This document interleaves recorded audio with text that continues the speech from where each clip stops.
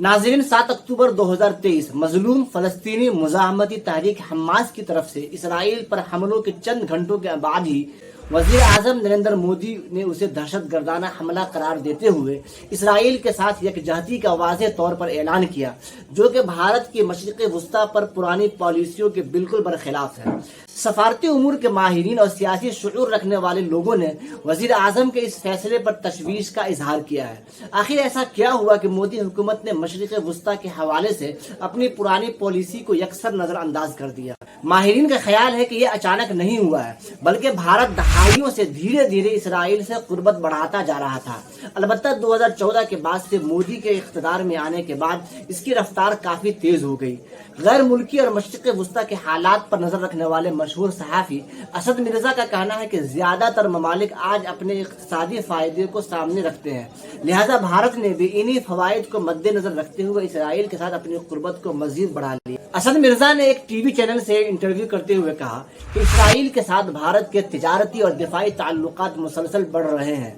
Bharat Israel से हथियार और टेक्नोलॉजी खरीदता है। यही वजह है कि मोदी हुकूमत इसराइल के साथ ताल्लुकात कभी भी खराब करना नहीं चाहती।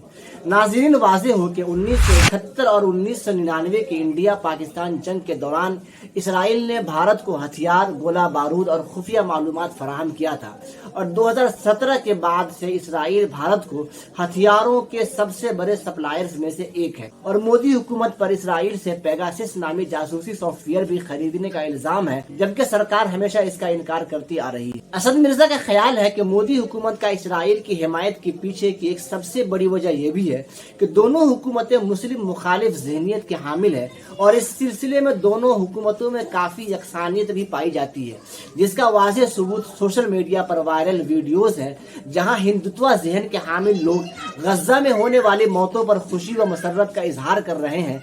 हालांकि ये लोग नहीं जानते कि इसराइल ने फलस्तीन की जमीन पर कब्जा किया था, या जानते हुए भी हकीकत से आंखें बंद कर मौजूदा हुकूमत के मौक़िफ़ की तायीद करने पर डटे हुए हैं। लेकिन पहले ऐसा बिल्कुल भी नहीं। माजी में भारत इसराइल पर बाज़ फलस्तीनी ग्रुपों की तरफ से तशद्दुद की कार्रवाइयों की मजम्मत करता रहा है, लेकिन सरकारी तौर पर कभी भी तमाम फलस्तीनियों के लिए दहशतगर्दी का लफ्ज इस्तेमाल नहीं किया। नाज़रीन, ये बात ज़हन नशीं रहे कि भारत ने हमेशा इसराइल की हिमायत नहीं की। भारत ने 1948 में इसराइल के क़याम की मुखालफत और फलस्तीनी मुहाजिरीन के हुकूक की हिमायत भी की थी। 1967 में 6 रोज़ा जंग पर इंतहाई तशवीश का इजहार और फलस्तीनियों के जायज़ हुकूक की तायीद की थी। 2006 में लबनान में इसराइल को गैर मुतनासिब ताकत का इस्तेमाल रोकने की अपील किया था, और 2014 में गजा की जंग में इसराइल और फलस्तीनी ग्रुपों के दरमियान मुज़ाकरात पर जोर दिया था। इसने गजा पर इसराइली कार्रवाइयों की तफ्तीश के मुतालिक अक़वाम मुत्तहिदा की करारदाद की हिमायत भी की। हत्ता कि बीजेपी के रहनुमा और भारत के साबिक वजीर आजम आजहानी अटल बिहारी वाजपेयी ने 1977 में भारत के वजीर खारजा के तौर पर दिल्ली में एक बड़े जलसे आम में कहा था कि हमारा ये वाज़ेह मौक़िफ़ है कि अरबों की जिस जमीन पर इसराइल ने कब्जा किया है, वो जमीन उसको खाली कर देनी चाहिए। जो फलस्तीनी है उनके अपने जायज हुकूक मिलने चाहिए। लेकिन लगता है कि अब मंजरनामा बिल्कुल बदल चुका है। मुतअद्दिद सियासी जमातों ने हुक्मरान बीजेपी सरकार पर यह इल्जाम लगाया है कि बीजेपी इसराइल हमास की जंग का बहाना लेकर भारत में मुसलमानों के खिलाफ नफरत को मजीद हवा देने की कोशिश कर रहा है। Communist party of India (ML) के जनरल सेक्रेटरी दीपांकर भट्टाचार्य का कहना था कि बीजेपी भारत में दहशतगर्दाना हमले और हमास की मौजूदा जारहियत को गलत तरीके से यकसा बताने की कोशिश कर रही है, और मोदी हुकूमत एक बार फिर फलस्तीन पर कब्जा और फलस्तीनियों के खिलाफ इसराइल के जराइम पर आंखें मूंद कर ताज़ा वाक़यात को मुस्लिम मुखालिफ नफरत फैलाने के लिए इस्तेमाल करना चाहती है। शिवसेना के रुकने पार्लियामेंट संजय रावत का कहना है कि जहां तक फलस्तीन का ताल्लुक है तो हमारे मुल्क में एक रिवायत रही है। उस वक्त की वजीर आजम इंदिरा गांधी ने यासिर अराफात की हिमायत की थी।